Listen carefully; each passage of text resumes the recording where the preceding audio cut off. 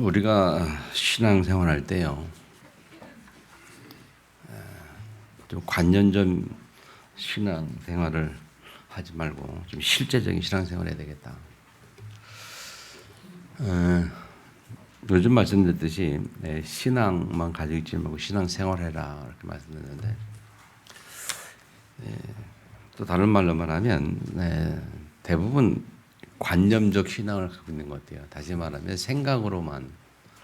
우리가 생각으로만 마음으로만 신앙을 갖고 있고, 실제적 신앙생활은 것은 뭐냐면 실제 신앙은 것은 신앙생활을 말하죠. 신앙생활. 실제적 신앙은 것은 그 신앙이 적용이 안 되는 부분들입니다. 근데 참 재밌는 것은 하나님은 우리에게 신앙생활을 하고자 할 때 하나님은 강제적으로 우리를 뭐 이렇게 이끌어가고 강제적으로 뭐 이렇게 요구하는 게 아니고, 우리에게 자유 의사를 주시고 우리 자유지를 가지고 스스로 선택하기를 원하죠. 근데 사단은 그렇지 않거든요. 사단은 강제적이죠. 거의 강제적으로 안 하면 해야 되는. 그래서 무속인들도 무속인 일을 안 하면 안 되는, 평생 해야만 되는 매여 있는 거죠. 근데 목사는 자기가 마음 먹고 안 하면 안 할 수 있어요.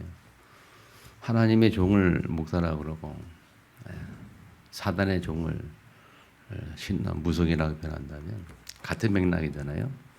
우리 하나님의 일을 하는 거고, 목사는 하나님 말씀 전하는 거고, 무속인들은 신의 일을 하는 거, 귀신의 일을 하는 거고, 그리고 그래서 그 마귀 자녀들에게 점치고 알려주고 심부름하는 거잖아요. 그래서 불신자들은 당연히 무속인들을 찾아갈 수밖에 없죠. 무속인들은 강제로 매여서 하지만 목회자는 안 할 수 있거든요. 하기 싫으면 그만둘 수 있는. 그래서 신학교를 다니고서도 목회하는 사람들 많이 있어요.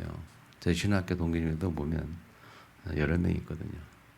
목회하다가 안 되니까, 힘드니까 그만두고 직장 생활하고 돈 벌고 그렇게 하는 사람들도 있는데, 하나님이 창세기 1장에 사람을 창조하시고 축복하셨잖아요. 그리고 하나님과 우리와 관계가 자녀 관계, 부모 자녀 관계, 그래서 함께 하시는 축복을 우리가 받았고 누리기 시작했고, 그런데 그것이 강제성 있는 게 아니었고, 창세기 2장 7절 선악을 알려는 나무의 열매를 먹는다는 너희가 반드시 죽으려 했었던 그 말씀은요, 일종의 그 자유 의사를 준 겁니다. 우리에게 하나님과 함께하는 그 사실을 우리가 선택할 수 안 할 수 있는 그 일종의 자유세를 줬다고 저는 늘 말하고 있는데, 언약이기도 합니다만은 언약을 주신 이유는 우리에게 인격을 주셨기 때문에 언약을 준 거예요. 그래서 언약은 내가 파기할 수도 있고 유지할 수 있는 게 선택할 수 있잖아요. 계약이라는 게 그렇잖아요. 사람과 사람 사이의 계약이라는 게 서로 대등한 관계에서 이루어지는 게 계약이거든요. 그 계약은 파괴될 수 있는 거고 그래요. 안 줄 수 있는 거고. 그래서 언약이라는 것도 하나님이 주신 언약도 약속이란 말이에요. 말씀은 약속자. 약속인데 그 약속을 하와가 안 지킨 거죠. 자기 의지를 가지고 하와 속에 있던 나라는 그게 드러나서 안 지키고, 그래서 먹고 그렇게 하나님 떠나게 되었던. 우리 지금도 마찬가지로 우리 신앙생활이 그렇습니다. 우리가 주일날 예배 드리는 거 안 드릴 수 있어요. 선택하실 때 우리가 안 드릴 수도 있고 드릴 수도 있고. 근데 자꾸 이제 드리라고 자꾸 얘기를 하는 이유는 이게 맞는 거니까. 맞는 건데 자꾸 얘기하는 건데, 맞는 건데 못하니까 또. 근데 마귀 사단은요, 그렇지 않아요. 무속인들은 그렇지 않습니다. 무속인들은 강제로 매여 있고 강제로 해야 돼요. 무속인들이 하기 싫어도 기도를 해야 돼요. 무속인들은. 그래서 뭐 산속에 가서 기도하고 뭐 어디 가서 기도하고 바닷가에서 기도하고 하는 기도할 때 그 무속인들이 자기가 자유 의지를 가지고 내가 이제 영빨이 약하니까 가서 기도했다 그런 무인들 거의 없습니다. 그냥 시키는 거예요, 교수님. 계속 시키는 거예요. 그러니까 안 하면 어떡하냐? 안 하면 계속 몸을 아프게 하잖아요. 힘들게 하고 아프게 하고 그래서 강제로 하도록 만들어요. 여러분 우리가 헌금도 맞아, 헌금도 이 경제도요. 교회에서는 헌금을 강요합니까? 교회에서 헌금을 강요하지 않아요. 우리가 자원하는 마음으로 드리는 게 헌금이에요. 근데 사단은 강제로 뺏어간다니까요. 절에 가보세요. 절에 가보면 공짜로 하는 게 있습니까? 다 돈 내고 한단 말이에요. 뭐 하나 하더라도. 여러분 교회 예배 드릴 때 뭐 강제로 뭐 내고 들어온 게 있나요? 그건 잔대 자유에 의해서 헌금을 하는 거지. 이 무속인들이 점쳐갈 때도 누가 공짜로 해줍니까? 구술할 때도 누가 공짜로 구술해줘요. 목회장 신방할 때 뭐 돈 받고 신방합니까? 뭐 무슨 예배 드려갈 때 뭐 돈 받고 합니까? 자유잖아요. 감사한 마음으로 하는 거 자유란 말이에요. 또 국가라는 것들이 국가라는 것도 국가에서 운영을 하기 위해서 여러분 국가에서 세금을 떼죠. 국가에서 세금 떼는 것 중에 교회에서 말하는 11조의 개념이 뭔지 아십니까? 그게 부가가치세. 국가에서 모든 그 거래 행위에 부가치들을 다 매겨놓으면서 거래할 때 이익이 10%를 항상 떼잖아요. 그죠? 10%를 다 떼요.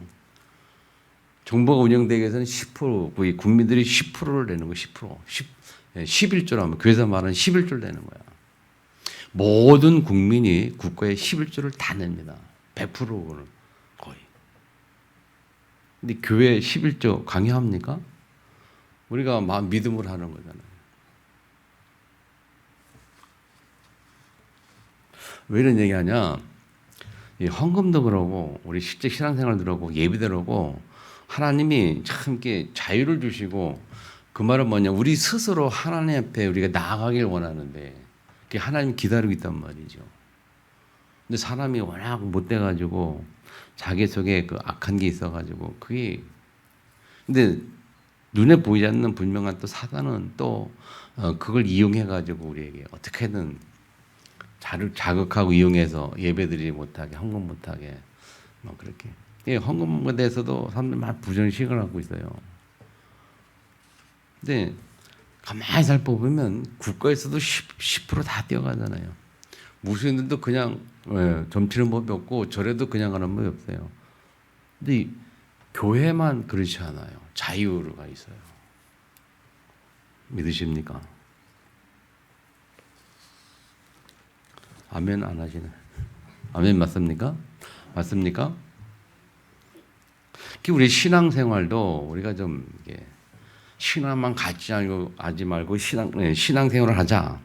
관념적인 신앙, 믿음만 가지고 있지 말고 실제 그 믿음이 나타나야 되거든요. 우리 믿는다고 말하지 말고 진짜 믿음이 나타나야 된단 말이에요. 교회 우스갯소리가 있습니다, 여러분. 사람들이 잘 나가고 잘 먹고 잘 나가고 돈 잘 벌고 할 때는 절에 갔다 열심히 바치고 여러분 그 절에 간 사람들이 보통 돈 내는 게 아니에요. 돈 많이 냅니다. 그래서 많이 보니까 그러다가 쫄딱 망하고 나서는 교회 오는 거예요. 쫄딱 망하고 나서 주여 손 들고 옵니다. 교회 와가지고 하나님 찾아가지고 그때 이미 다 가난해지고 가진 게 없으니까. 그러니까 교회는 돈도 헌금도 못하고. 그게 우스갯소리로 절은 부자인데 교회는 가난하다. 물론 어떤 사람들은 교회가 기업화된다, 돈이 많이 기업화된다라고 좀 합니다만은 그건 큰 교회 몇 개 교회만 그렇고 몇 개가 그렇죠. 많이 모이니까. 대부분 교회들은 안 그렇습니다, 여러분. 한국 교회의 미자립 교회가 70~80%의 미자립 교회가 한국 교회. 절은 절이 있느냐? 그때 그건 통계 안 나도 통계는 모르겠는데 절도 그렇지 않을 겁니다. 자, 무슨 말을 하고 하느냐? 우리가 신앙생활을 좀 잘 생각해 보시고 좀 하나님 앞에서 우리가 서는 거거든요. 그 예수 그리스도 이름으로 하나님 앞에 나가는 거란 말이에요. 그 우리가 나가야 되는 거예요. 우리가 해야 되는 거예요. 기도 우리가 해야 되는 거예요. 기도해야지 주시지 하나님. 그래서 구하라 그렇게 말씀하셨고 두드리라 말씀하셨고 아멘 찾으라 그랬단 말이에요. 그럼 우리가 해야 될 일이 있단 말이죠. 하나님께서 내 자유 의지를 가지고 내 의지를 가지고 하나님 앞에 나아가는 그 나의 선택 그 힘이 나에게 있어야 된다니까요.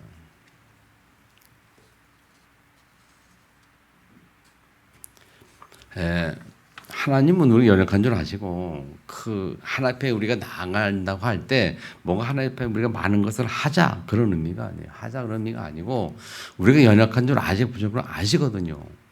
그래서 우리가 자유를 가지고 할 수 있는 것 하나가 뭐냐 그게 하나님 앞에 나아가 예배 드리는 행위 그런 결단 그런 거고 유일하게 하나님 앞에 정말 잘할 수 있는 이게 뭐냐면 기도하는 거란 말이에요. 기도.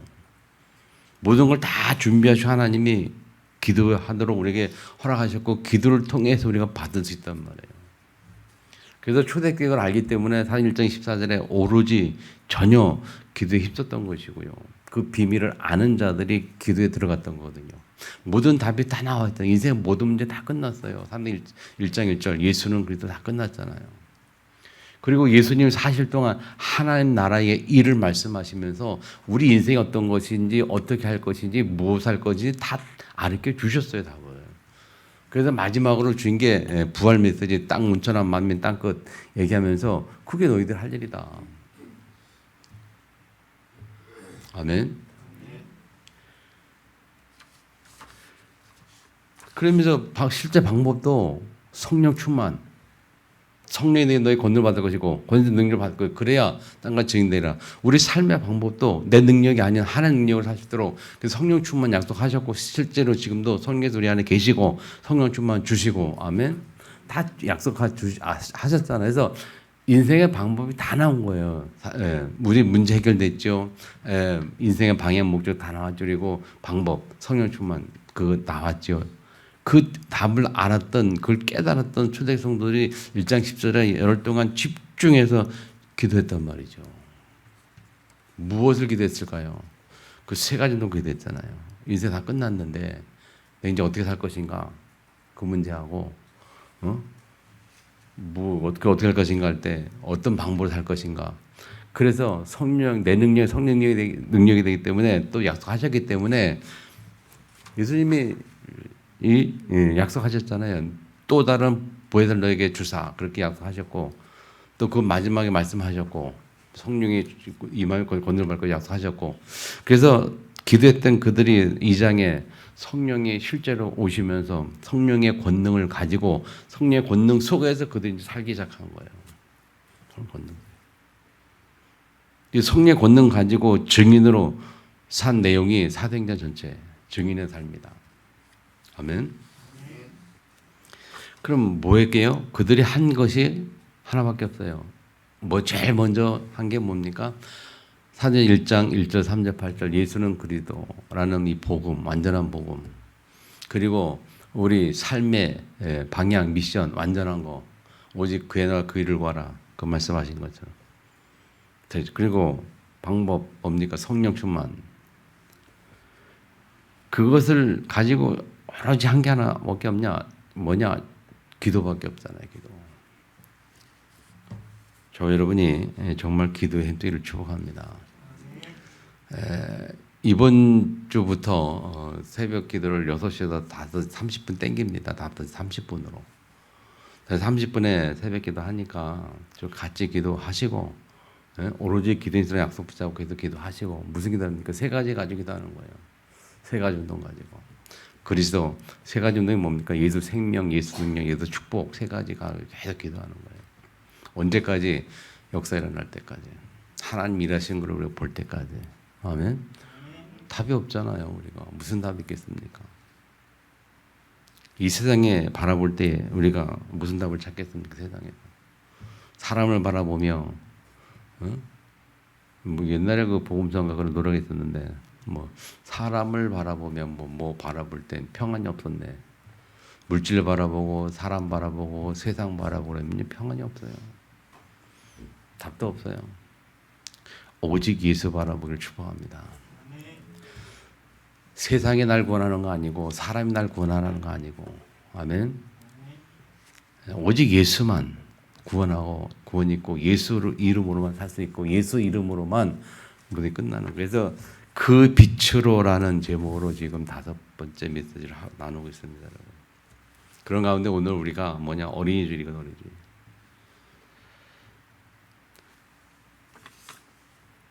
사람이 근본이 바뀌지 않고는 변할 수가 없는데 근본이 바뀌어야 돼. 근본.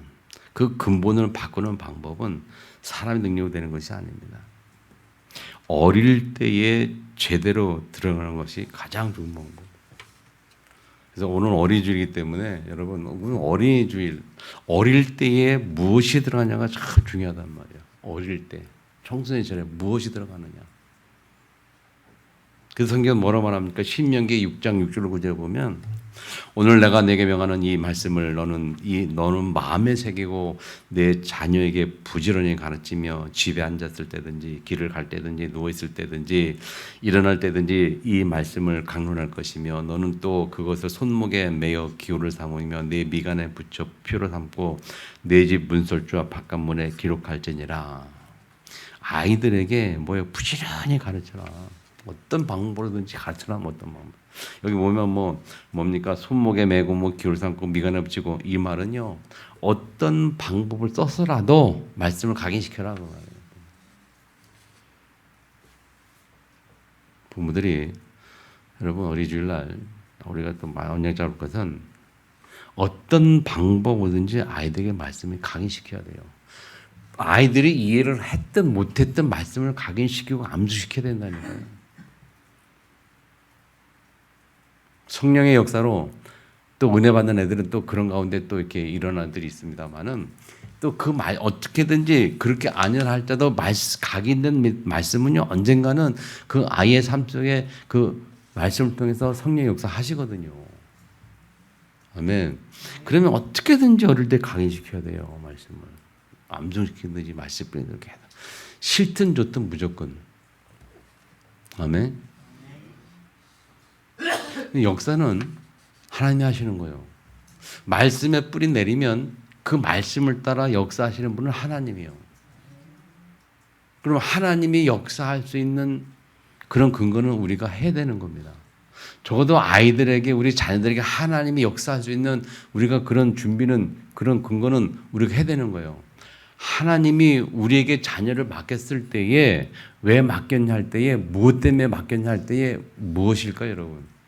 말씀을 말씀을 각인시켜라. 아멘. 그거예요. 그래서 여기 오늘 신명기에 뭡니까? 이 광야 가는 길에 이스라엘 백성에게 주신 말씀 아닙니까? 신명기가. 이 세상 사는 동안에 하나님께 주신 말씀이 뭐냐? 자녀들에게 말씀을 각인시켜라. 이 사켓에 보면 달려가면서도 읽을 수 있게 하란 말이죠. 그거 외에 답이 뭐가 있습니까? 그렇게 해놓으면 그 말씀을 따라 하나님이 시간표에 따라 역사하시는 거예요. 이 아이가 자라가면서 그 속에 있는 각인된 말씀이 이 아이가 자라가는 가운데 하나님의 시간표를 따라 하는 역사에 가는 거란 말이에요. 그런데 말씀을 강의시켜 놓지 못하면 하나님 역사할 근거가 없어요. 하나님 우리 자녀에게 축복할 근거가 없는 거예요. 무슨 말입니까? 하나님은 정확히 말씀을 주셨고 주신 말씀을 성취하는 하나님이요. 성령의 역사는요. 하나님의 말씀을 따라 일어나는 거란 말이에요. 아멘. 그럼 우리 자녀에게 성령의 역사하려면 어떻게 됩니까? 우리 자녀 인생에 성령의 역사를 하려면 말씀을 강의시켜놔야지 성령 역사 하든 말든 할 거 아닙니까, 여러분? 언약 잘 잡으세요. 그런 과정에 오늘 우리가 무슨 말씀 받습니까? 그 빛으로 누가복음 4장 16절 20절 말씀 받는데요. 이 사실을 각인시켜라. 예수가 그리스도라는 사실을 각인시켜라. 그 빛으로 오신 그 예수를 각인시키는 거예요. 오늘 본문은 이사야 61장 1절에서 2절의 말씀을 인용한 겁니다. 이사야 61장 1절에 보면 주 여호와의 영이 내게 내리셨더니 이는 여호와께서 내게 길을 부으사 가난한 자의 아름다운 소식을 전하게 하려 하심이라. 나를 보내사 마음이 상한 자를 고치며 포로된 자에게 자유를 갇힌 자에게 노임을 선포하며 여호와의 은혜의 해와 우리 하나님의 보복의 나를 선포하여 그랬어요. 선포하여 그다음에 뭐냐? 모든 슬픈 자를 위로하되 시온에서 슬퍼하는 자에게 화관을 주어 그 죄를 대신하며 기쁨의 기름으로 슬픔을 대신하며 찬송의 옷으로 그 근심을 대신하시고 그들이 의의 나무 곧 여호와께서 심으신 그 영광을 나타낼 자라 일컬음을 받게 하려 하심이라 그랬어요. 이 이사야의 말씀을 예언된 거거든요. 이 말씀 인용해서 예수님이 이 땅에 오셨음을 자기에 관한 메시지를 오늘 이 예수님이 읽으시는 거예요. 그러면서 마지막에 뭐라 했습니까, 여러분? 21절에 보면 뭐라 했습니까? 21절에 보면 그들에게 말씀하셨다. 이 글이 오늘 너희 귀에 응하였느니라. 그렇게 말씀하셨잖아요.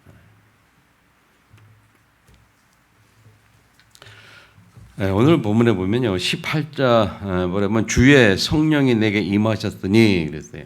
주의 성령이 임하셨으니 이는 성령에 임한 이유를 말하죠. 이는 가난한 자에게 복음을 전하게 하시려고 내게 기름을 부으시고, 그래서 기름을 부으시란다. 기름을 부으시고 예수님에게 기름을 부으셨어요.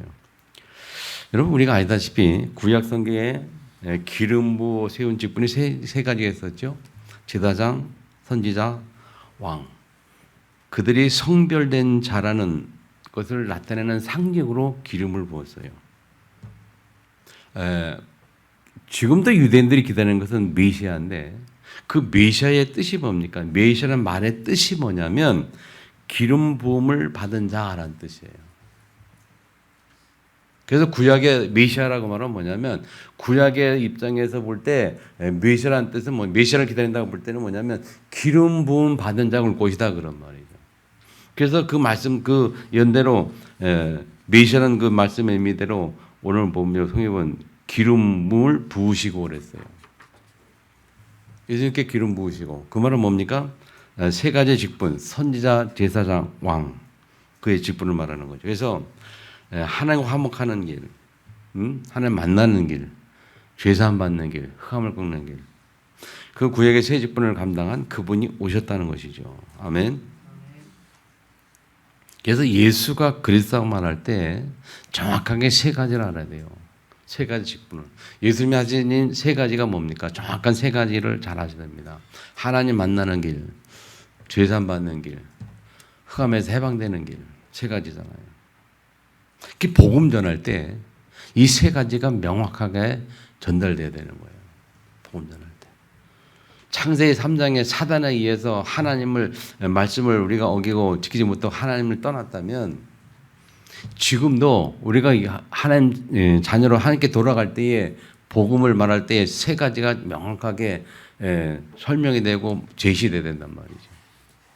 사단이 우리를 그렇게 했던 것은 지금도 그 사단을 깨뜨리시고 하나님만 열어주시고 죄변하신 그 세 가지를 정확하게 해서 우리가 구원을 받아야 돼요. 아멘. 제가 대학 다닐 때 CCC 활동을 많이 했거든요.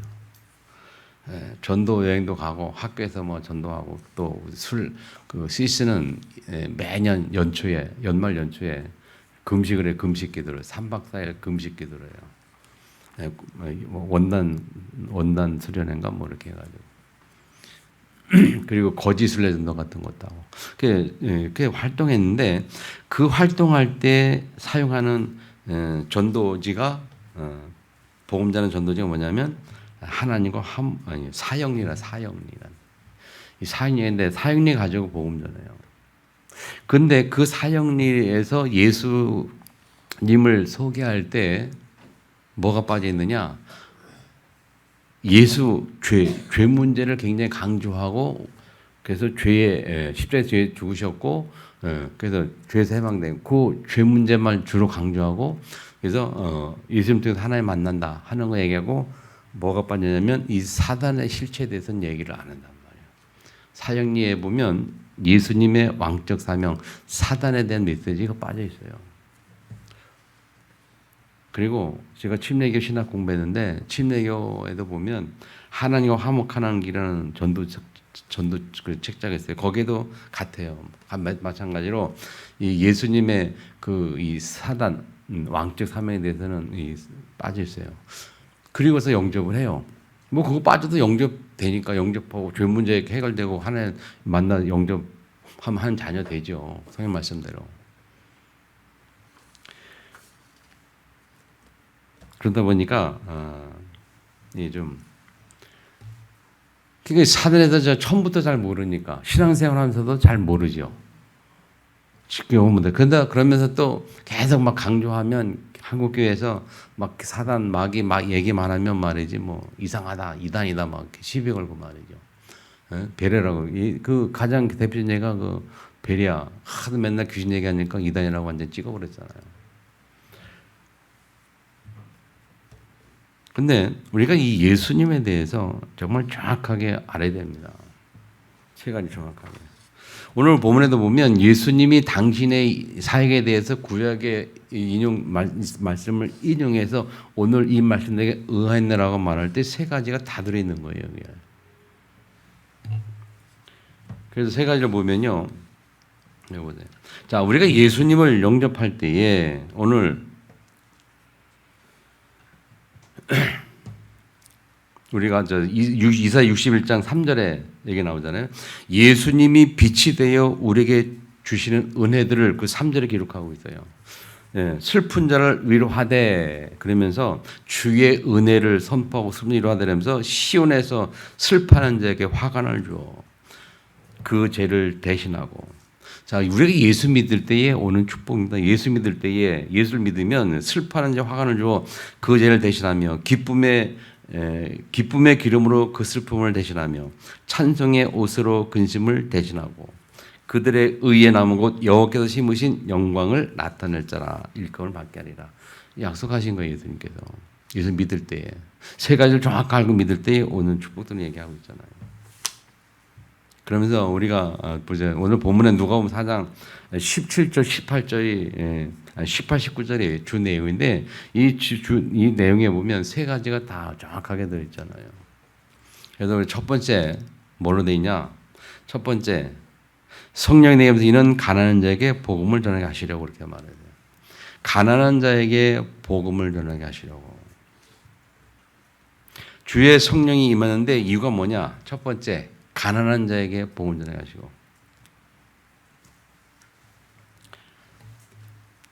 여기 가난한 자는요, 세상에서 가난한 자라는 의미 있고 정확하게 찾아보면 심령이 가난한 자, 그렇게 심령이 가난한 자, 심령이 가난한 자에게 그래서 다시 말하면 그 심령의 마음을 열어놓은 자에게 그러면 그들에게 복음을 전하시라. 복음이 뭡니까? 복음이라는 것은 복된 소식이잖아요. 복된 소식. 복복자에다가 소리 음자. 복된 소식이다. 뭐가 복된 소식입니까? 이 가난한 심령들에게 뭐가 복된 소식이에요? 심령이 가난한 자, 마음을 열어놓은 그들에게 뭐가 복된 소식이냐? 참 만족과 참 안식과 참 평안을 회복하는 길이라고 말해요. 그게 복된 소식이에요. 예수님을 통해서 얻지 못하는 것도 있는데 오직 예수를 통해서 얻는 것이 있는데 참 만족과 참 평안과 참 안식 이런 것들은 예수님 통해서 얻는 거예요. 예수님이 아니면 우리는 이 세상에 만족할 수가 없고 안식이 없고 평안이 없어요. 그래서 예수를 알지 못하니까 평생 그것들을 열심히 쫓아가요. 여러분 사람들이 살 때 사는 모습 가만히 보세요. 왜 돈 벌고 왜 명예 없고 왜 그렇게 합니까? 평안을 얻고자 안식을 얻고자 인생에 만족해 보고자 만족이 안 되니까 그래서 열심히 그것을 쫓아가는 거. 그렇게 쫓아가다가 정확히 알지 뭐 예수님 통하지 않고는 모르니까 그렇게 쫓아가다가 인생 끝나버려요. 인생 끝나고 모르고 알지도 못하고 있다가 인생 끝나고 가보니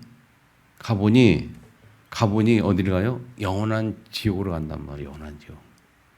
이성이 알지 못하겠다 가보니 영원한 지옥. 예수님을 통하지 않고는 이 천국에 대한 확신이 없어요. 모르죠. 갈 수도 없고. 또 이 땅에서는 참 안식과 만족과 평안이 없고 말이에요. 그들에게 예수 그리스도만 그 문제 해결할 수 있다. 그 예수님이 가난한 자에게 복음을 전하게 하시라고. 두 번째 보면요. 매여 있는 자라고 되는데 성경에는 없습니다만은 세 가지로 나옵니다.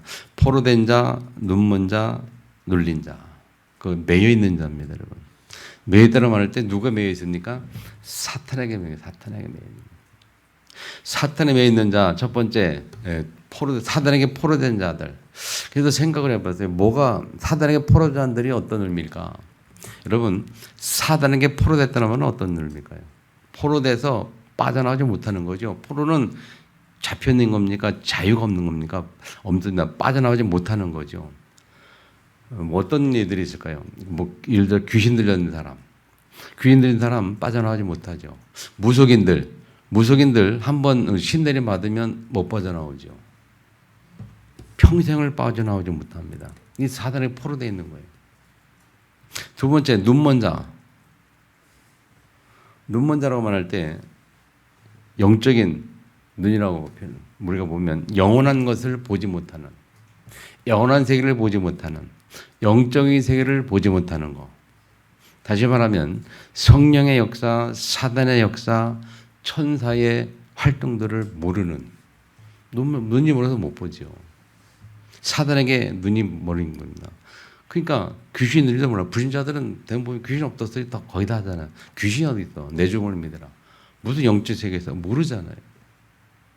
눈이 멀어요, 영적으로. 육신적으로 눈이 멀고 말이죠, 육신은. 자, 세 번째, 눌린 자.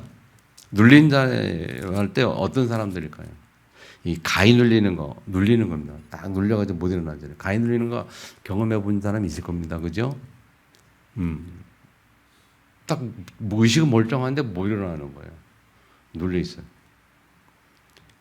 또 다른 의미에서는 우리가 의욕 상실 같은 거, 도전 의식이 없는 거, 다 그런 게 뭐냐면 이 사단에게 눌린 상태란 말이에요. 원래 창세기 1장에 타락하기 전에 사람의 모습이 그렇게 눌려 있지 않았어요. 활동적이고 그렇잖아요. 그리고 세상의 근심과 걱정에 얽매여 있는 거. 주석에 보니까 그렇게 표현했어요. 세상의 근심과 걱정에 얽매여 있다. 얽매여 있는 게 눌려 있어요. 그래서 그것에서 고통받고 살아가잖아요. 그래서 그런 사단에게 포로되고 눈멀고 눌린 자에게서 그들을 자유케 하고 해방시켜주고 눈먼 자에게 다시 보게 함을 전파하고 눌린 자를 자유케 하고. 아멘. 이 그게 주님의 하신 일이에요. 세 번째는 하고 19절에 보면 주의 은혜를 전파하기를 하십니다. 주의 은혜의 해 그렇게 합니다. 이 해자라는 것은 년자입니다. 여러분 91년 또 25년 지금 2025년 할 때 그 년자예요. 그래서 해라는 건 연인데 주의 은혜의 해다 그 년이다 말이에요. 근데 이 주의 은혜 해를 정확히 보면 주석에 보면 희년으로 표현해. 희년으로 해서 희년. 희년이 뭡니까? 희년은 50년마다 한 번씩 돌아오는 거예요. 희년은 안식년이라는 게 있거든요. 그래서 구약에는 안식년이 있어서 땅도 그러고 사람도 그러고 6년 동안은 일하고 1년 동안은 땅을 쉬게 해요. 구약에. 그래서 목회자들도 이렇게 보면 그런 걸 사용한 사람도 있어요. 어느 교회에서는. 그래서 목회자도 6년 동안 목회다가 1년 쉬고 안식년이라고 해요. 안식년. 근데 저 같은 경우는 한 번도 해본 적이 없습니다만은 안식년을. 어쨌든 그 안식년을 7번 거친 다음에 50년째의 그 해를 희년이다 그렇게 표현해요. 그 희년 때는 뭐 한다 그랬어요? 희년 때는요 모든 게 다 원위시 되는 거예요. 자, 구약에 이스라엘들이 가나안 땅 들어가지고 12지파에게 땅을 다 나눴잖아요. 정확히 11지파죠. 땅을 다 분배해서 다 각자 살게 했잖아요. 그래서 살다가 보니까 사람들이 뭐 사람마다 다 차이가 있잖아요. 그 차이에 따라 어떤 사람은 활동 이렇게 해가지고 막 제대로 불린 사람이, 어떤 사람은 못 불리기도 하고. 그래서 가다 보니까 이해관계가 관계돼가지고 서로 부채 관계가 형성이 되잖아요. 그 땅을 팔기도 하고 사기도 하고 그렇게 돼요. 이거 정확히 말하면 시간이 깁니다만 하여튼 인터넷에 한번 찾아보면 많은 내용들이 나오죠. 그런 가운데 그다음에 어떤 사람은 아예 다 팔아먹고 먹을 게 없으니까 어떻게 그냥 또 노예로 들어가기도 하고 그렇단 말이에요. 그렇게 하다가 50년째 딱 되면 그게 다 원위치가 돼버려요. 땅이 그대로 다 무조건 그냥 이유 없이 내가 분배받은 땅을 그대로 50년 되면 그대로 내가 다시 돌려받는 거예요. 그래서 또 50년 또 살아가다 50년 되면 또 이렇게 받고, 그게 구약의 경제적인 원리였고 구약의 세상이었어요. 하나님 원하신 주신 세상이었어요. 이것을 따라서 나온 게 공산주의, 그렇게 이제 공동개념으로 이렇게 나온 건데, 어쨌든 이 50년 해는 모든 게 다 해방됩니다. 완전한 해방. 그래서 은혜라는 것은 뭐냐면요, 주석에 보니까 죄 혹은 죄의 결과에서의 완전한 해방을 의미한다. 해방. 죄에서 완전히 해방되는 겁니다, 여러분. 아멘. 매여 있다가 완전히 해방돼서 모든 것이 다 회복되는. 자, 우리가 보세요. 죄로 말미암는 게 뭡니까? 죄로 말미암아 저주와 재앙이 오잖아요. 고통이 오고. 그 고통이 오고 죄가 오는 그 모든 고통을 싹 해결해 주는, 그 죄값을 위해서 지불하신 그 십자가의 의미를 말하죠. 그래서 주님의 은혜다. 예수님을 통해서만 모든 갈등, 고통, 저주, 재앙에서 완전히 해방될 수 있다. 그런 의미란 말이에요. 아멘. 그래서 이 은혜라는 것은 뭐냐면 예수님의 제자적 사명을 의미하는 거죠. 매는 자에게서 빠져나와서 자유케 되고 눈이 열리는 것은 뭡니까? 사단의 권세를 깨뜨린 예수님 말하고, 이 가난한 자에게 복음을 전한다는 것은 뭡니까? 예수님이 하나님 안겨러 주신 선지자적 사명을 말하죠. 그래서 이 세 가지 사역을 하러 오신 그 예수님, 완전한 그 빛으로 오신 예수님, 아멘. 그래서 그 빛으로라고 말할 때 예수님의 그 빛에 의해서 우리가 하나님 만나고 죄에서 해방되고 흑암세에 꺾여지는 그 빛 대신 그 예수, 그 예수만 우리 인생의 유일한 소망이요 답이란 말이에요. 그 예수 이름 아니고는 아무것도 안 되는 거예요. 그래서 우리가 기도할 때에 마지막에 하는 게 뭡니까? 예수 이름으로 기도하는 거죠. 예수 이름. 그 예수를 기도한다는 게 생각할수록 굉장히 의미가 커요. 여러분들이 매일 새벽에 예수 이름으로 앞에 나오는 시간을 갖길 바랍니다. 아멘. 네. 그걸 우리가 망대라는 단어를 표현하게 되면 망대. 하나님을 바라볼 수 있는 시간이 있어야죠, 우리가. 아멘. 거기에서 모든 게 다 시작이 됩니다. 이 세 가지 축복이 21절에 보니까 오늘 너희에게 귀에 응하였니라 그렇게 말씀하죠. 결론 맺습니다, 여러분. 세상에 그 빛으로 오신 예수. 요한복음 1장에 그 빛으로 오신 예수. 우리가 쭉 지금까지 5주간 쭉 봤잖아요. 그 빛으로 오신 그 예수, 예수가 그리스도 되시는데 그리스도를 대신 그 예수를 통해서 하나님 만나지 않고는 인생의 어떤 문제 답을 찾을 수가 없어요. 어떤 문제든지. 바울은 이것을 정확하게 뭐라고 고백하느냐? 내게 능력 주인 자 안에서 모든 것을 할 수 있느니라. 그래서 오늘도 여러분이 붙잡을 게 뭔지 아세요? 내게 능력 주인 자 안에서 모든 답을 찾는 은혜. 이게 우리가 회복해야 될 은혜입니다. 아멘. 다시 한번 기억하세요. 내게 능력 주신 자 안에서 모든 답을 찾는 은혜가 있기를 축복합니다. 예수 그리스도 안에 모든 답이 있어요. 모든 답이. 어떤 문제든 어떤 갈등이든 예수 그리스도 이름으로 하나님 앞에 나오고 예수 그리스도 안에서만 참된 승리가 있어요. 아멘. 내 자신이 먼저 확립되고 세워지고 그래서 다른 사람을 살리는 그 은혜까지. 그것이 캠프잖아요. 다른 사람 살리는 그 캠프까지. 그 주력하는 저 여러분 되기를 주님으로 축원합니다. 주님 말씀 붙들고 통솔 같이 한번 할 때 기도하기 바랍니다. 그 빛으로 오신 우리가 다섯 번째에는 우리가 누가복음 4장 18절 19절 말씀 가지고 함께 나눴습니다. 이 축복이 우리에게 임하도록 그리스도 안에서 모든 답을 다 찾는 승리의 계가를 볼 수 있는 축복이 있기를 통솔 같이 한번 기도하겠습니다.